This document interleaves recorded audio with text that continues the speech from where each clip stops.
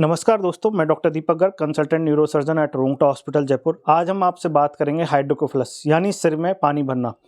जो कि किसी भी एज में हो सकता है, जिसके अलग-अलग कारण हो सकते हैं। कारणों में सबसे पहले कि बच्चों में अगर देखें कि जो कभी-कभी अगर बच्चा पेट के अंदर है, तब भी उसके अंदर भी हो सकता है कि कभी-कभी जो अपना जो नॉर्मल ब्रेन के अंदर पानी भरा होता है, जो कि एक वेंट्रिकुलर सिस्टम के अंदर होता है, जिसको पानी को ब्रेन के पानी को सीएसएफ बोलते हैं, सेरेब्रोस्पाइनल फ्लूइड। अब उस पानी का जो ड्रेनेज होता है, 2 लैटरल वेंट्रिकल होते हैं, साथ में थर्ड वेंट्रिकल होता है और उसको कनेक्ट करती है सेरेब्रल एक्वेडक्ट, जो कि फोर्थ वेंट्रिकल। फोर्थ वेंट्रिकल में 2 छेद होते हैं, जिससे फ्लूइड जाके नहीं एब्जॉर्ब होता है, अ अ, जा जा उधर से वहाँ से ड्रेनेज हो जाता है और वो स्पाइन में भी कभी-कभी स्पाइन से भी कनेक्टेड होता है। अब इस जो पूरा पाथवे है, इसमें अगर कहीं भी ब्लॉकेज हो, तो अपना जो फ्लूइड है, वो ड्रेन नहीं हो पाता और फ्लूइड बन रहा है, लेकिन वो बाहर नहीं निकल पा रहा है। उससे क्या होता है, प्रेशर हो जाता है और प्रेशर की वजह से ब्रेन में प्रेशर होता है, तो उसकी वजह से फंक्शन लॉस हो सकते हैं। फंक्शन लॉस जैसे पीडियाट्रिक पेशेंट, जो कि इंट्रा एब्डोमिनल, अगर बच्चा प्रेगनेंसी पेट के अंदर ही है, अभी पैदा ही नहीं हुआ, उसके अंदर भी हाइड्रोकेफेलस हो सकता है, जो कि अपने को अगर अपन अल्ट्रासाउंड अगर फॉलो अप कराते हैं, तो उनके अंदर भी मिलता है। और अगर वहाँ पे मिलता है, तो आजकल जो एडवांस सर्जरी है, इंट्रा एब्डोमिनल सर्जरी भी हो रही हैं और करते भी हैं। उसमें बच्चे का फ्लूइड को ड्रेन करने के लिए प्रोसीजर किया जाता है। अब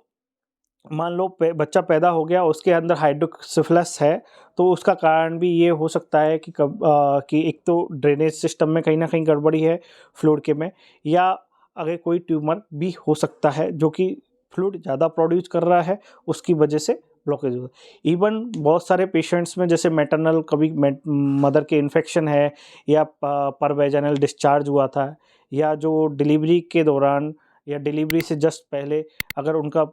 वेजाइनल डिस्चार्ज हुआ, उसकी वजह से बच्चे में इन्फेक्शन हो जाता है और वेंट्रिकुलर सिस्टम में वेंट्रिकुलाइटिस बोलते हैं, जो वेंट्रिकुलर सिस्टम जो ये फ्लूइड का इन्फेक्शन हो सकता है या ब्रेन का इन्फेक्शन हो सकता है, वो भी एक कारण हो सकता है कि फ्लूइड इंक्रीज हो जाता है। अब इसका फिर क्या हल है? तो जनरली अगर वेंट्रिकुलाइटिस अगर इन्फेक्शन है, तो उसको इन्फेक्शन को ट्रीट किया जाता है। अगर वो ट्रीट हो जाता है, उसके बाद अगर फ्लूइड भी अपने आप स्वतः ही कम हो जाता है। अगर इन बिटवीन अगर अपने को फ्लूइड अगर ज़्यादा है या ब्लॉकेज की वजह से, तो इसमें क्या करते हैं, शंट करते हैं, जो कि वेंट्रिकुलोपेरिटोनियल शंट कहते हैं, जिसको कि ब्रेन से वेंट्रिकल्स, जो अपन ने वेंट्रिकुलर सिस्टम बताया था आपको कि फ्लूइड का सिस्टम है ब्रेन के अंदर, वहाँ पे अपनी एक नलकी डालते हैं, जो कि खाल के अंदर से, स्किन के अंदर से होके और पेट के अंदर डाल दी जाती है, जो कि पेरिटोनियल कैविटी है। इसके अंदर क्या होता है, यहाँ से अगर ओवरफ्लो होता है कि अगर फ्लूइड प्रेशर ज़्यादा है, तो वहाँ से फ्लूइड को ड्रेन करता जाता है और पेट के अंदर चला जाता है। पेट के अंदर जो अपनी पेरिटोनियल कैविटी है, वो बहुत लार्ज कैविटी होती है और वो वहाँ से एब्जॉर्ब हो जाता है। तो इसमें ये किया जाता है। और अगर जैसे कोई एडल्ट अगर बच्चा है जिसमें ट्यूमर की वजह से होता है, ट्यूमर अगर अपने को लगता है कि ट्यूमर की वजह से, तो पहले अगर फ्लूइड ज़्यादा नहीं है, तो ट्यूमर का इलाज भी किया जाता है कि ट्यूमर की वजह से है, तो ट्यूमर को ऑपरेट किया जाता है। और ऑपरेट करने के बाद अगर फ्लूइड स्वतः ही कम हो जाता है, इवन अगर अपने को लगता है नहीं इसका ब्लॉकेज की वजह से ही है, तो उसके बाद शंट भी कर सकते हैं। और अगर ये जो ओल्ड एज पेशेंट्स होते हैं, ओल्ड एज पेशेंट में इसको नॉर्मल प्रेशर हाइड्रोकेफेलस, जिसमें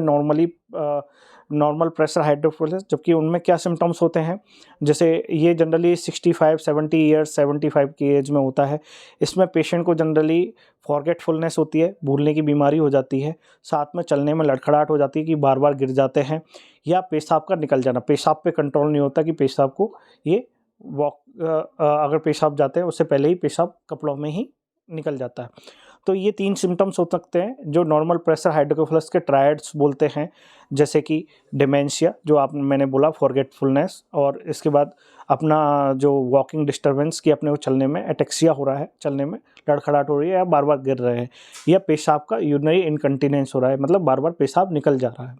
तो ऐसे में आप इन पेशेंट्स का डायग्नोसिस कैसे बनती है, सारी चीज़ जो ये अपन बच्चे के लिए हैं, बच्चों में मैंने आपको बताया कैसे हाइड्रोकेफेलस बन सकता है, ओल्ड एडल्ट्स में बताया, एडल्ट्स में ट्यूमर भी हो सकता है, इन्फेक्शन भी हो सकता है, या और कोई गांठ भी हो सकती है, इवन टीबी भी एक कारण हो सकता है कि हाइड्रोकेफेलस बनने का। अब इनमें जो है अपन डायग्नोसिस कैसे बनाते हैं। डायग्नोसिस के लिए अगर आपको कन्फर्मली की सिम्टम्स हैं, पेशेंट को लग रहा है कि हाइड्रोकोफिलस बढ़ रहा है,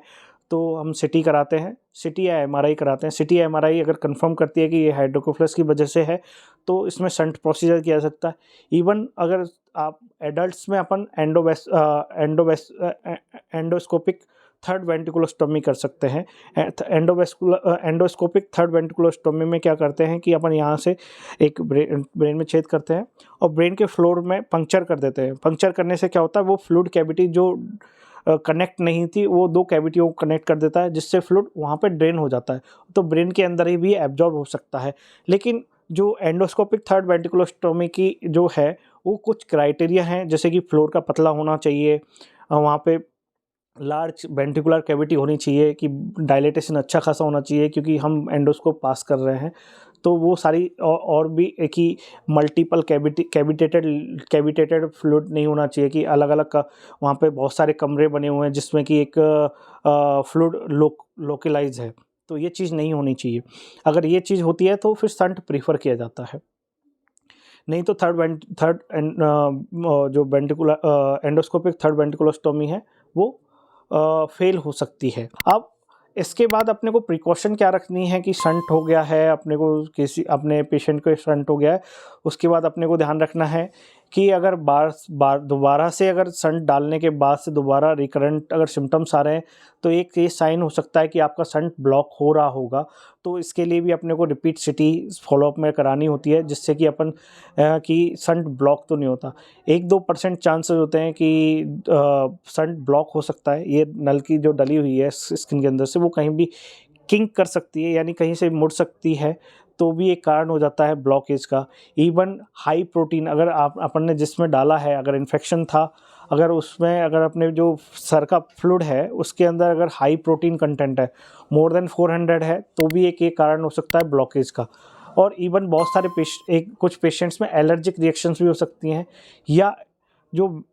कैथेटर की वजह से, ये जो फॉरेन बॉडी है एक्चुअली, जो अपन सन डाल रहे हैं, एक ये जो ट्यूब डाल रहे हैं वो सर से और पेट के अंदर, ये फॉरेन बॉडी की तरह एक्ट करती है, तो किसी किसी को ये रिएक्शन भी कर सकती है। इवन ये इन्फेक्शन का सोर्स भी हो सकती है, तो इन्फेक्शन की वजह से भी ब्लॉक हो सकता है। इवन किसी किसी को सिलिकॉन एलर्जी भी होती है, तो उसकी वजह से भी यहाँ पे अल्सर हो जाता है। जो चैम्बर होता है, यहाँ पे प्रेस करने के लिए एक चैम्बर होता है कान के पीछे, इस जगह पे रखते हैं, तो उससे क्या होता है, अपन ये देख सकते हैं कि चैम्बर फंक्शनिंग है, तो मोस्टली शंट फंक्शनिंग है। लेकिन बहुत बार क्या होता है कि सिलिकॉन एलर्जी की वजह से वहाँ पे अल्सरेशन हो जाता है, या इन्फेक्शन की वजह से वहाँ पे अल्सरेशन